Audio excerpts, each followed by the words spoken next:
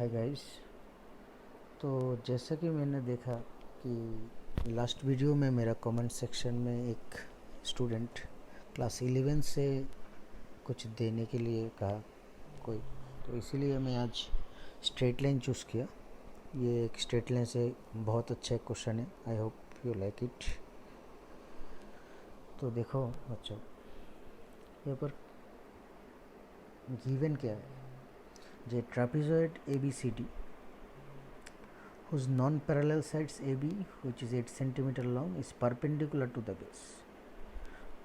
तो मतलब दो लाइन एक के ऊपर एक परपेंडिकुलर है।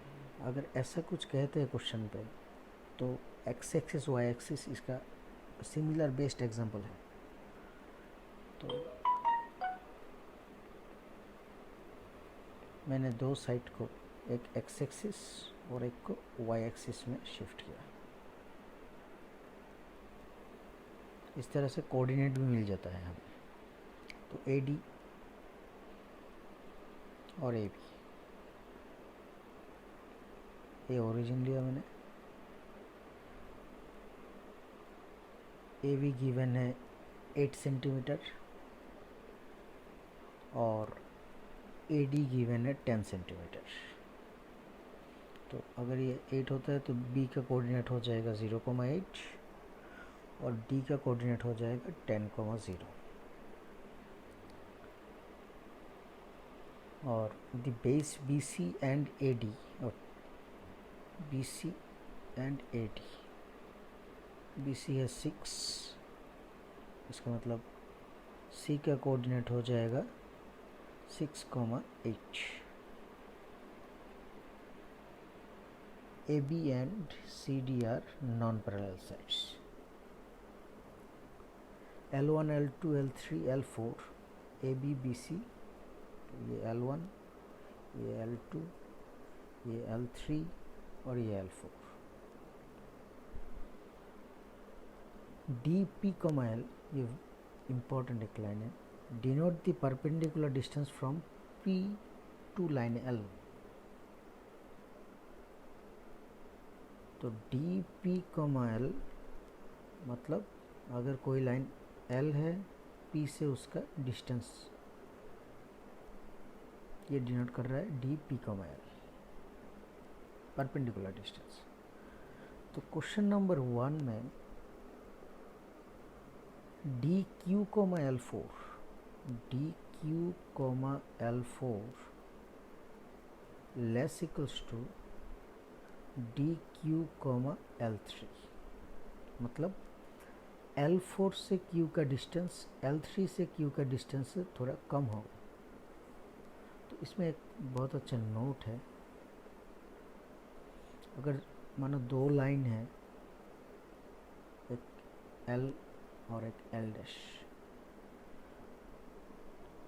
तो L एंड L डैश का जो एंगल बाइसेक्टर है, उसमें से दोनों लाइन के ऊपर अगर तुम परपेंडिकुलर ड्रॉ करो तो ये दोनों इक्वल होता है। मतलब परपेंडिकुलर एंगल बाइसेक्टर से एंगल बाइसेक्टर की किसी की पॉइंट से भी बोथ साइड में लाइन के ऊपर परपेंडिकुलर ड्रॉ करने से वो दोनों इक्वल होता है। तो मैंने D का एंगल बाइसेक्टर ड्रॉ किया, जो AB को E में कट करेंगे। अभी DE से DE का किसी भी पॉइंट से AD और DC का डिस्टेंस इक्वल है। मतलब अगर मैं एक पॉइंट DE का नीचे लूँ तो वो AD से मतलब नियर हो जाएगा। L4 से इसका डिस्टेंस कम हो जाएगा अकॉर्डिंग टू L3। तो मतलब DQ, L4 less equals to DQ, L3, ये कौन सा रीजन है? ये रीजन है दिस। तो हमें इसका वैल्यू पता करना है। Find the area of the region this. तो अभी बेस तो हमें पता है, परपेंडिकुलर भी, right angle triangle clearly, but E कौन सा पॉइंट ये मुझे मालूम नहीं। इसलिए मैं एंगल डी को थीटा दिया, तो ये हो जाएगा थीटा बाई 2। यह से एक परपेंडिकुलर ड्रॉ किया, तो tan theta is equal to, इसका है हाइट है 8 परपेंडिकुलर, और ये है बेस है, टोटल है 10, 10 माइनस 6, ये है 6, ये है 10, तो 10 माइनस 6 मतलब 4। तो टेन थीटा का एक फार्मूला है 2 tan theta by 2 by 1 minus tan square theta by 2 is equal to 4, 8 by 4, sorry से 10 minus 6, 8 by 4 is equal to 2।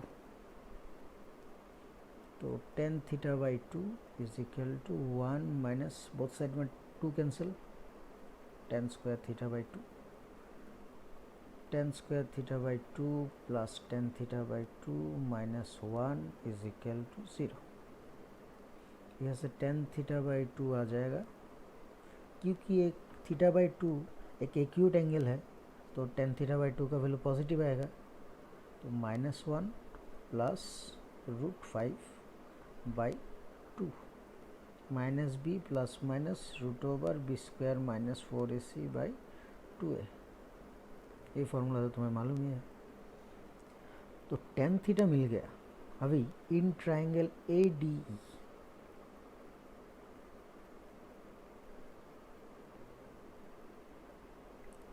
Tan theta by 2 is equal to perpendicular मतलब AE बाई बेस 10 AD, तो tan theta by 2 √5 minus 1 by 2 is equal to AE by AD है 10, यहाँ से हमें AE मिल गया 5 into √5 minus 1, तो AE मिलने से एरिया भी आ जाएगा, देयरफॉर रिक्वायर्ड एरिया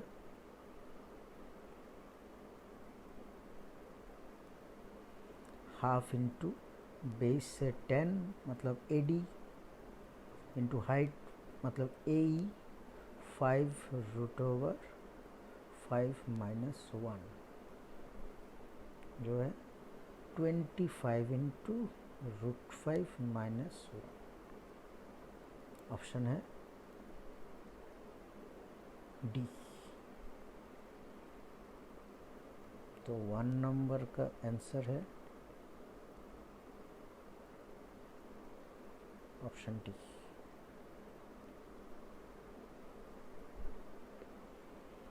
अब 2 नंबर,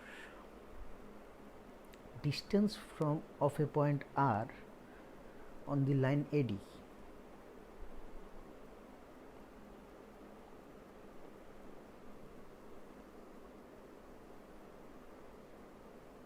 तो पहले जैसे फिगर ड्रॉ किया मैंने, A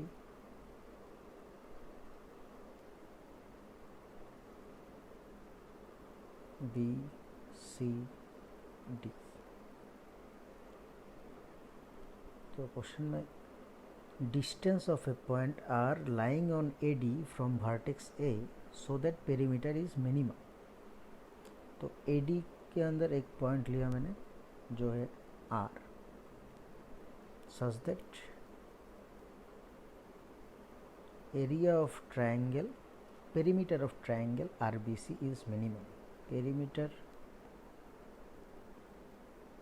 of triangle RBC minimum. तो यहाँ पर R फिक्स्ड नहीं है बट BC फिक्स्ड है, तो इसका मतलब RB प्लस RC इसका मिनिमम वैल्यू होने से टोटल पेरीमीटर मिनिमम आ जाएगा। अभी किसी पॉइंट से जो ऑप्टिमाइजेशन ऑफ स्ट्रेट लाइन है, किसी भी पॉइंट से बाकी दो पॉइंट का डिस्टेंस का सम मिनिमम होने का एक अच्छा तरीका, शॉर्टकट तरीका है, वो है B का इमेज ले लो और C का इमेज ले लो, तो बी के इमेज लेने से बहुत इजीली आ जाएगा। बी है 0,8, इसका image with respect to A D होगा 0,-8। इसका बी डैश, तो बी डैश एंड सी जिस भी पॉइंट में ए डी को इंटरसेक्ट करेगा वो ही होगा रिक्वायर्ड पॉइंट, जिससे बी और सी का डिस्टेंस मिनिमम होगा। तो equation of B dash C है 6,8, तो y minus y1 is equal to y2 minus y1 by x2 minus x1 into x minus x1। तो r ए डी के अंदर है, ए डी है एक्स एक्सिस, मतलब r का x कोऑर्डिनेट पता नहीं, बट y कोऑर्डिनेट 0 होगा, तो y के अंदर 0 बिठा दिया मैंने, तो हो जाएगा 48 इज इक्वल टू 16x, मतलब x is equal to 3, x is equal to 3 मतलब A R is equal to 3। So A से आर का डिस्टेंस क्या है, 3 है। क्वेश्चन यही पूछा था। पेरीमीटर मिनिमम होने के लिए आर का डिस्टेंस फ्रॉम ए क्या होना चाहिए, distance of R from vertex A. Answer है 3, मतलब option B. Answer of 2 is option B, 3 number. The minimum possible area of the rectangle inscribed in the trapezoid. तो ट्रापेजॉइड के अंदर एक रेक्टेंगल,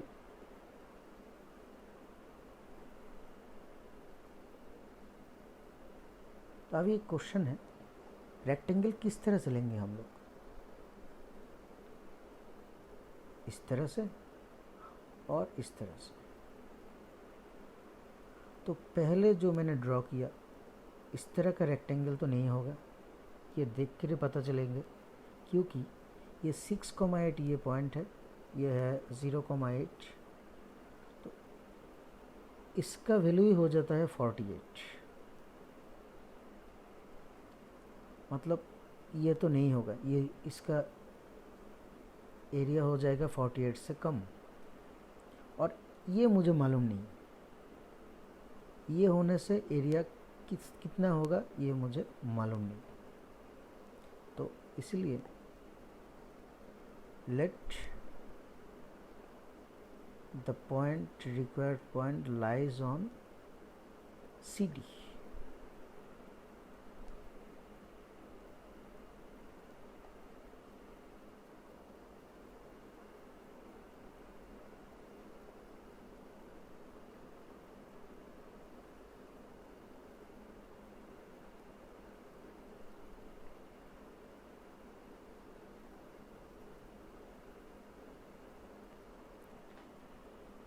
तो ये है 6,0, ये है x,0,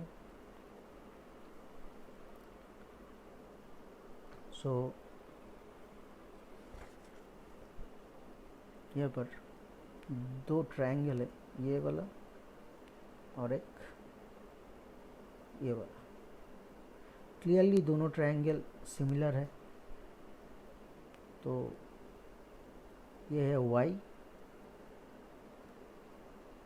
बाई, दो ट्रायंगल सिमिलर होने से साइड प्रोपोर्शनल होता है, y बाई 8, यह है 8 इज इक्वल टू, यह है 10 माइनस एक्स, क्योंकि d है 10, और यह है 10 माइनस 6, यह से y का वैल्यू आ जाएगा 2 इंटू 10 माइनस एक्स।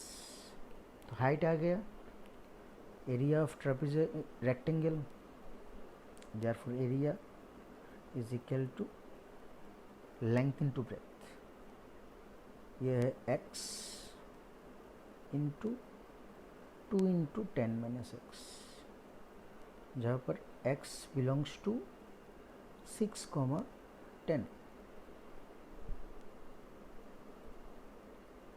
तो ये हो जाएगा 20x माइनस 2x स्क्वायर। तो डेरिवेटिव मैक्सिमा और मिनिमा निकलने के लिए इसका डेरिवेटिव करना पड़ेगा। किसी भी फंक्शन का मैक्सिमम और मिनिमम निकलने के लिए एक अच्छा तरीका है डेरिवेटिव। तो मैंने डी ए डी एक्स किया, तो 20 minus 4x। Clearly for x belongs to 6,10 dA dx less than 0। तो dA dx लेस देन 0 मतलब ये डिक्रीजिंग फंक्शन है, मतलब x जितना ज़्यादा होगा इसका वैल्यू इतना कम है। मतलब a का मैक्सिमम वैल्यू आएगा कहाँ पर, a का मैक्सिमम वैल्यू आएगा when x is equal to 6। Decreasing function होने से मिनिमम वैल्यू बिठाने से मैक्सिमम आता है और मैक्सिमम वैल्यू बिठाने से मिनिमम रिजल्ट आता है। Therefore a maximum is x is equal to 6 बिठा दो, 120 माइनस 72 दैट इज 48। ऑप्शन आएगा डी।